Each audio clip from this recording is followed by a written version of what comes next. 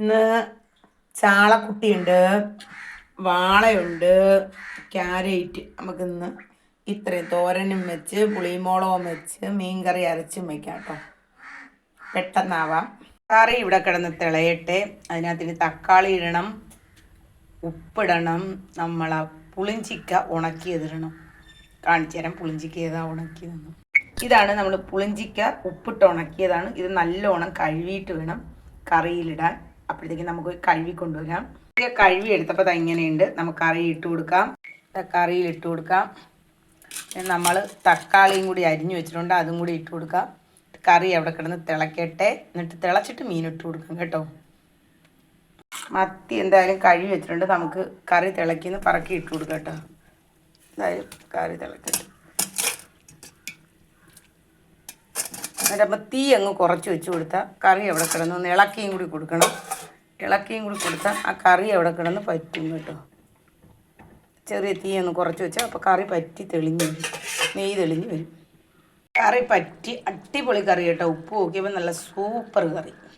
പുളിമുളം വയ്ക്കാനായിട്ട് നമ്മളെ വാള കണ്ടിച്ച് വെച്ചിട്ടുണ്ട്. പിന്നെ ഇതാ പൊരിക്കാനായിട്ടും കണ്ടിച്ച് വെച്ചിട്ടുണ്ട്. പൊരിക്കുകയും ചെയ്യണം, പുളിമുളം വയ്ക്കുകയും വേണം. പുളിമുളത്തിന് കറി നമ്മൾ കലക്കി വെച്ച് ആ തിളച്ച് വരാൻ പോകണം. അപ്പോഴത്തേക്ക് നമുക്ക് തക്കാളി ഇടാം. പിന്നെ ഞാൻ മീൻ കണ്ടിച്ച് കറിക്ക് വെച്ചിട്ടുണ്ട്. അതും കൂടി നമുക്ക് കറി തിളച്ച് വരുമ്പോൾ ഈ മീനും കൂടി പറക്കിയിട്ട് കൊടുക്കാം. കറികൾ തിളക്കിയാണ് നമുക്കിത് പറക്കിയിട്ട് കൊടുക്കട്ടെ. കറി ഇടന്ന് തിളക്കട്ടെ.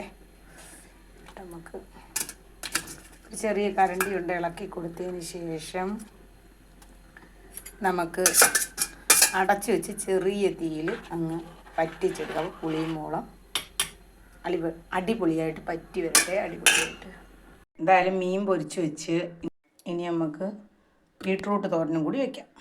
പുളിമുളം തോരൻ, ബീട്രൂട്ട് തോരൻ വേവട്ടെ. അപ്പം നമുക്ക് അരപ്പിടാം.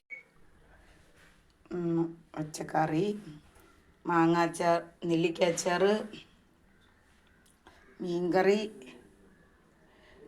വാള പൊരിച്ചത്, ക്യാരറ്റ് തോരൻ. അങ്ങനെ ഇന്ന് നമ്മൾ ഇത്രയും വെച്ചിട്ടുണ്ട് കേട്ടോ.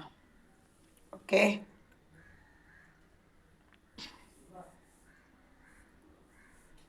നല്ല ചുമന്ന നെല്ലിക്കട്ടി നമുക്ക് അച്ചാറിട്ടാലോ. കഴുകി രണ്ടായിട്ട് കീറി ഉപ്പ് ഇട്ട് വെച്ചേക്കാണ്. അതിന് ശേഷം ഞാൻ ഇച്ചിരി ഇഞ്ചിയും പച്ചോളവും വെളുത്തുള്ളിയും കൂടി മിക്സിയിൽ ചതച്ച് വെച്ചിട്ടുണ്ട്. നല്ലെണ്ണ ഒഴിച്ച് കടുകിട്ട് അതിനുശേഷം ഇത് മൂപ്പിച്ചതിന് ശേഷം നമ്മൾ അതിന് മുമ്പ് നമ്മുടെ നെല്ലിക്കകത്ത് മുളക്, മഞ്ഞൾപ്പൊടി, കായം, ഇച്ചിരി ഉലുവാപ്പൊടിയും കൂടി ഇട്ട് വെച്ചേക്കാണ്. അതും കൂടി ഇതിൽ തട്ടിയിട്ട് ഇളക്കിയെടുത്ത അടിപൊളി നെല്ലിക്ക അച്ചാറാണ്. നിങ്ങൾ ഒരു ദിവസം വെച്ച് നോക്കണം, സൂപ്പറാണ് കേട്ടോ. എല്ലാവർക്കും ഇഷ്ടപ്പെടും, മറന്നു പോകരുത്. അടിപൊളിയാണ്.